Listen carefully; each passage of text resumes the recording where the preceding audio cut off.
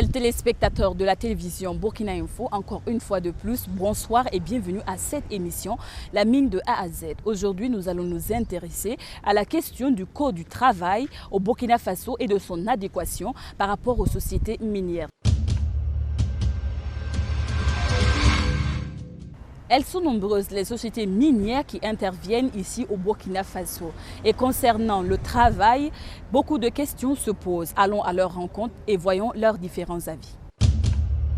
Il faut dire qu'avec le code actuel, le code du travail actuel qui a été adopté depuis 2008, on essaie de s'adapter par rapport aux dispositions du code qui ne sont pas forcément adaptées aux réalités du secteur minier. Donc si bien que toutes les sociétés minières, chacun à son niveau, essaie vraiment de s'adapter, puisque le système d'organisation des sociétés minières ne sont pas forcément celles qui sont prévues par le Code du travail. Le système d'organisation des sociétés minières génère des heures supplémentaires qui ne sont pas forcément dues à un surcroît de travail, puisque selon la réglementation, la semaine de travail fait 40 heures. Pour des gens qu'on transporte de Ouagadougou ou d'autres sites vers les sites miniers et qui doivent rester 10 jours, 2 semaines, 3 semaines, vous voyez forcément que 40 heures par semaine, c'est vite dépassé. Et selon l'interprétation des travailleurs, au-delà de 40 heures, tout le reste, c'est des heures supplémentaires. Donc d'où vient la difficulté? C'est vrai qu'au départ, beaucoup de gens ont appliqué systématiquement cette façon, mais à la limite où par la suite, on s'est aperçu que ce n'est pas gérable. Parce que finalement, les heures supplémentaires même risquent de dépasser ou dépassent même le salaire de base ou le salaire contractuel. On n'a pas encore trouvé la meilleure façon. Donc on est toujours là-dedans. Vous avez dû peut-être voir les conflits sociaux dans le secteur minier en 2011, en 2012 et même tout récemment avec d'autres sociétés. Tout ça, c'est toujours en rapport justement avec la façon dont on calcule, dont est généré les heures supplémentaires. Donc on n'a pas vraiment encore trouvé la meilleure solution. Et nous, dans le cadre des négociations de projets de convention collective, il y a des propositions qui sont faites, mais bon, nous attendons toujours l'acceptation de l'autre partie et ce n'est pas encore gagné. Le code de travail à son état actuel cause d'énormes difficultés pour le secteur minier et depuis plus de 4 années, la Chambre des mines a initié un projet et nous sommes en négociation avec les acteurs pour qu'une convention sectorielle puisse être mise en place. Donc nous avons la chance que le ministère de tutelle, qui est le ministère des Mines, le ministère du Travail, se sont tous impliqués. Les différents syndicats et les représentants des employés sont en tout cas sur une table de négociation pour que ce code-là, cette convention puisse s'adapter au secteur actuel. Donc les débats sont suspendus depuis un bon moment. Nous espérons que le ministre du Travail pourrait relancer ces échanges afin que le secteur puisse bénéficier d'une convention qui lui permettra de mieux organiser son travail. Les principales difficultés sont liées aux heures supplémentaires, au temps de travail et aux différentes cédules, c'est-à-dire une rotation, parce que le code de travail, justement, les dispositions actuelles n'ont pas prévu justement l'activité minière aujourd'hui qui se fait à temps plein. C'est-à-dire c'est une activité qui se passe 24 heures sur 24 et dont le personnel aussi, on a besoin du personnel permanent sur le travail pour que l'activité puisse, en tout cas, la production puisse se poursuivre. Il y a aussi que les secteurs miniers, il y a des acteurs qui se trouvent loin de la capitale, loin des centres-villes. Et le temps de déplacement cause souvent problème et il faut allier temps de travail et temps de repos. Donc ce sont des dispositions pratiques qu'il faut nécessairement regarder afin que l'employé puisse travailler normalement et pouvoir aussi se reposer convenablement. Ça aussi, ça permettrait aussi à la société de pouvoir aussi fonctionner sans interruption. Chez Semafo, on fait des rotations par jour, par semaine et par mois. Et on essaie quand même de respecter les 40 heures de travail puisqu'il y a des gens qui ont des heures supplémentaires par semaine et par mois. Donc on ne tient pas compte de la journée de lundi à vendredi. Il y a beaucoup de gens qui travaillent parce que c'est un travail à régime continu. Et bon, au niveau de la rémunération, on tient compte de ces heures-là, les jours fériés et les week-ends travaillés. Mais on a nos jours de repos. Par exemple, nous, au niveau de l'exploration, nous travaillons 10 jours continus et on a 5 jours francs, 5 jours de repos. Mais dans ce 10-5-là, les gens ont des heures supplémentaires parce qu'on essaie de respecter quand même les 8 heures de travail et tout le supplément est décompté comme heures supplémentaires. Et le code du travail n'est pas encore calé parce que vous savez que les mines c'est juste 10-15 années. Donc on n'avait pas ce système à travail continu. On avait des sociétés, mais les mines sont venues, ils travaillent 24 sur 24. Et 7 jours sur 7, donc il faut quand même tenir compte justement. C'est vrai qu'actuellement il y a des négociations, il y a la convention qui est en négociation. Et quand elle verra le jour, je crois qu'on va résoudre tant soit peu quand même tous ces problèmes d'heures supplémentaires et puis de jours fériés travaillés. Dans le cadre de cette émission, nous recevons pour l'entretien M. Ditil Moussa Palinfo, membre de la commission technique spécialisée ressources humaines et réglementation du travail de la Chambre des mines du Burkina. Bonjour et bienvenue. Bonjour madame. Alors monsieur Ditil Palinfo, quelles sont les spécificités de l'organisation du travail au niveau des sociétés minières? Alors, la première particularité des sociétés minières, c'est qu'elles sont situées donc en milieu donc reculé, hors urbain. Ce qui fait que tout naturellement, il faut déplacer les travailleurs pour aller travailler. Alors ensuite, il y a l'organisation du travail même, qui se fait le plus souvent donc par roulement de cars dans la plupart des sections. C'est des fonctionnements à feu continu. Autre spécificité aussi, c'est lié donc au contexte dans lequel les travailleurs évoluent, qui est un contexte multiculturel. Donc ça fait que tout naturellement, ça a une influence, une incidence sur la façon dont il faut gérer le personnel dans ce secteur. Vous avez parlé tantôt de difficultés. Quelles sont les solutions préconisées concernant leur résolution? Alors les difficultés sont d'abord liées même à l'application de la réglementation par rapport à cette façon de travailler. Alors, c'est vrai que les dispositions légales existent, mais elles sont sujettes à interprétation par moment. Et au-delà de ça aussi, il peut y avoir une certaine inadaptabilité de la législation donc, du travail par rapport aux caractéristiques donc, des sociétés minières, surtout quand elles fonctionnent 24 heures sur 24. Donc, ça entraîne le plus souvent des tiraillements entre employeurs, donc les sociétés minières et les salariés. Voilà, quant à ce qui est de leurs droits quand ils travaillent sur les sociétés minières. Les conflits dans les sociétés minières, en fait, ont certainement plusieurs sources. Ce n'est pas que la législation du travail qui est la première source, parce qu'elle peut découler aussi des attentes des travailleurs. Mais quand on arrive à une situation conflictuelle, ça veut dire que les parties n'ont pas pu se comprendre sur la façon de faire ou sur l'application en tout cas d'un certain nombre de principes ou de règles. Alors donc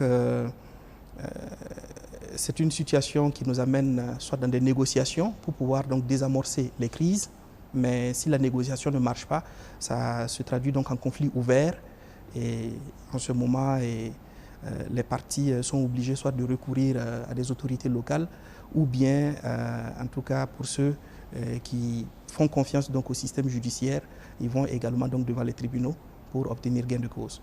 Nous le savons présentement, vous êtes au niveau de la phase de l'adoption d'une convention collective spécialement dédiée au travail dans les sociétés minières. Où en sommes-nous présentement? Il faut dire que notre code du travail, quand on le regarde, le plus souvent, on fait une dichotomie entre les entreprises donc, agricoles et les entreprises non agricoles. Parce qu'effectivement, c'était les entreprises de services le plus souvent opposées donc, à des entreprises agricoles. Les sociétés minières sont des entreprises donc, industrielles qui sont donc, en train de se développer au Burkina Faso et les entreprises industrielles ont leurs particularités. Donc, ce qui fait que dans l'application d'un code de travail plus adapté aux entreprises de services, et à un monde donc industriel, on rencontre forcément des difficultés. Alors, mais la principale difficulté d'abord se trouve au niveau de l'interprétation des textes et de la non prise en compte des spécificités du secteur minier. Je disais tantôt que les sociétés minières fonctionnent donc 24 heures sur 24. Et par rapport à l'activité minière, surtout quand on est en phase d'exploration, il n'est pas indiqué, par exemple, de commencer un travail, surtout que ça se fait de façon saisonnière. Pendant la saison pluvieuse, les activités de recherche sont ralenties. Et donc, en dehors des saisons pluvieuses, donc pendant la saison donc sèche, tout naturellement, il est plus facile d'aller sur le site de travail en ce moment. Et quand on cherche tout naturellement, il faut consacrer un certain nombre de temps aussi. Ce qui fait que les schedules de travail, donc les journées de travail par exemple dans une entreprise d'exploration sont plus longues, 12 heures de travail et peut-être sur une semaine avant que les gens ne repartent pour des repos. Donc ça fait que tout naturellement, quand on va vouloir déterminer les heures supplémentaires, il y a toujours des difficultés à ce niveau. D'autant plus qu'on se retrouverait dans une situation, je prenais tantôt l'exemple de quelqu'un qui travaille sur une semaine, à 12 heures par jour, il fait les 84 heures, donc dans la semaine, il va se reposer, il a une semaine entière où il ne travaille pas, et donc si on rapporte ça au mois, ça lui fait 2 semaines de travail, 2 semaines de repos. Alors, c'est tout à fait normal qu'effectivement, quand un travailleur travaille, qu'on lui paye des heures supplémentaires, mais la difficulté réside où? C'est qu'on paye un salaire mensuel. Ça veut dire que le travailleur perçoit déjà l'intégralité de son salaire pour tout le mois et il va travailler, suivant la charge du travail, il va travailler tout naturellement une semaine et se reposer une semaine. La convention est établie pour 40 heures de travail dans le mois. Oui, mais voilà pourquoi on dit que le code du travail actuel est inadapté au secteur minier, parce qu'ailleurs, on a ce qu'on appelle les cycles de travail. Le cycle, donc, c'est une période de travail qui s'alterne avec une période de repos, et c'est à l'intérieur du cycle qu'on détermine donc les heures supplémentaires si jamais le travail venait à excéder un certain seuil fixé par la Convention. Mais au Burkina Faso, nous n'avons pas un tel mécanisme. Dans ce genre de conditions, que faudra-t-il faire pour réorganiser le travail afin qu'il soit profitable tant aux sociétés minières qu'aux employés? Alors, il faut regarder effectivement l'ensemble des contraintes des sociétés minières. Tantôt, je parlais de l'organisation du travail qui se fait 24 heures sur 24 par moment, pour certains, en tout cas pour certains postes. Il y a aussi le fait que les sociétés minières sont hors donc centre urbain, un peu reculés. Et il y a aussi que les travailleurs ont certainement, ils ont besoin d'être proches de leur famille par moment. Donc quand on prend en compte la dimension sociale que les travailleurs doivent bénéficier, et quand on regarde aussi les autres spécificités que je viens de citer, tout naturellement, il y a lieu d'engager un dialogue, une discussion qui permette à toutes les parties de se comprendre et d'arrêter ensemble de nouvelles normes de fonctionnement. Voilà, et c'est pour ça que la convention collective sectorielle donc, des mines est en négociation depuis un certain nombre d'années, mais elle n'aboutit pas, mais on espère qu'elle finira par aboutir. En gros, quels sont les points de désaccord qui font que l'adoption de cette convention collective piétine jusqu'à ce moment-là? Le principal point de désaccord, c'est surtout l'organisation du travail. L'organisation du travail avec toutes les implications que cela comporte. Quand une entreprise fait fonctionner donc, un service 24 heures sur 24 par service de roulement, donc en quart, comment est-ce qu'on détermine les heures supplémentaires? Quand une entreprise dit à ses travailleurs, donc vous travaillez une semaine, vous vous reposez une semaine, est-ce qu'il n'y a pas lieu de reconsidérer la loi pour se dire qu'on serait peut-être un peu équitable en disant, bon voilà, vous payez un salaire mensuel, donc les heures supplémentaires que vous payez, c'est vrai, le travailleur y a droit, mais essayons de revoir en ce moment les différents taux qui sont payés, ou bien comment est-ce qu'on arrive à déterminer même ces heures supplémentaires, par exemple dans le cadre d'un cycle. Voilà. En dernier mot, Monsieur Palinfo, quelles sont les solutions générales qui sont préconisées au niveau de cette convention collective? Alors, en milieu de travail, je crois que ce qu'il y a de plus essentiel, c'est d'asseoir donc un dialogue. Et le dialogue social doit être promu dans toutes ses dimensions. Faire en sorte que les partenaires s'asseyent toujours pour discuter, chercher des solutions. Et dans l'objectif donc de faire évoluer les choses, de faire avancer les choses dans l'intérêt de tous. Deuxièmement aussi, il faut que les sociétés minières soient à l'écoute des attentes des travailleurs. C'est de regarder effectivement en termes de formation, ce qu'il faut faire pour eux, bref en termes de développement donc, du capital humain. Et tout naturellement, toutes les sociétés minières sont des sociétés qui certainement appliquent une gestion des ressources humaines responsable. Ça veut dire qu'il faut faire en sorte que les différences culturelles qui existent sur ces sites miniers, parce qu'il s'agit en fait d'un milieu interculturel, que ces différences culturelles-là ne soient pas un handicap donc dans l'intégration de l'ensemble des travailleurs qui doivent ensemble donc conjuguer leurs efforts pour une meilleure performance de la société. Merci beaucoup, merci pour ce temps accordé pour cet entretien. C'est tout pour cet entretien avec M. Ditil Moussa Palinfo, membre de la commission technique spécialisée ressources humaines et réglementation du travail de la Chambre des mines du Burkina Faso.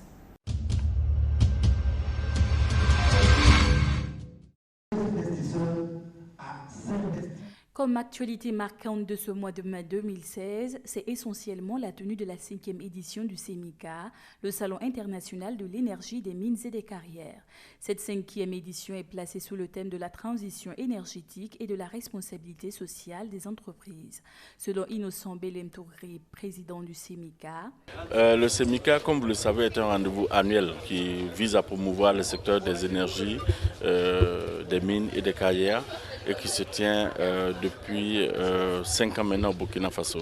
C'est le lieu pour nous de rassembler en un seul lieu l'ensemble des professionnels d'Afrique et du reste du monde pour ces 3 secteurs-là, afin d'échanger sur des thématiques à travers des conférences, à travers des expositions, à travers des rencontres d'affaires B2B. C'est le lieu où l'Afrique se vend aux investisseurs. Pour le cas spécifique de l'énergie, la majorité des mines utilisent l'énergie fossile, alors qu'au Burkina, on enregistre un déficit en matière énergétique de près de 50 MW. D'où l'importance de penser énergie renouvelable pour les mines, mais également pour les populations, pour une indépendance énergétique. La question des énergies renouvelables dans un pays, ce n'est pas seulement un secteur, mais c'est tous les pays de façon générale.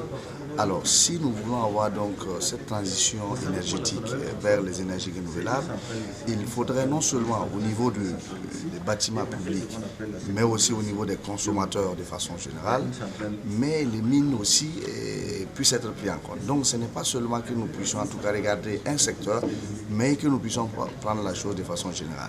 Au niveau du Burkina Faso, il faut dire que cette année, il y a une volonté politique qui est là, qui est que le président du Faso veut mettre vraiment un accent particulier sur les énergies renouvelables, à savoir le solaire de façon particulière. Mais du solaire, pour faire tourner une mine, est-ce réalisable? La réponse est un peu plus claire. Je profite de votre micro pour informer à tous les citoyens que quelle que soit la consommation d'un appareil électrique, d'une machine, l'énergie solaire peut faire tourner cette machine-là. C'est ce que je suis en train de dire. Les gens pensent que l'énergie solaire est juste pour une utilisation basique. L'énergie solaire peut faire tourner un broyeur de 50 MW s'il y en a. Il y a des centrales solaires de 300, 400, 500 MW qui existent. Donc, il ne faut pas penser que l'énergie solaire, c'est seulement pour les petits besoins. L'énergie solaire est d'abord, d'ailleurs, pour les grosses consommations. C'est possible. Donc, nous allons pouvoir construire des centrales solaires pour ces sociétés-là. Bon, il y a quelques-unes comme Isaka, les Semafo, qui ont déjà des projets de construction de centrales solaires, mais c'est pour pouvoir alimenter ces grosses machines-là énergétiques. C'est possible. C'est tout pour l'actualité minière de ce mois. Que pouvons-nous retenir du cours de l'or pour ce mois de mai 2016? Premier produit d'exportation au Burkina, l'or a connu des hauts et des bas. Son prix le plus élevé a été enregistré le 10 mai 2016, où l'once s'est négocié à 1110,79 $. Mais c'est le 26 mai que le pic le plus élevé s'est observé. À cette date, l'once s'est négocié à 1226,65 $.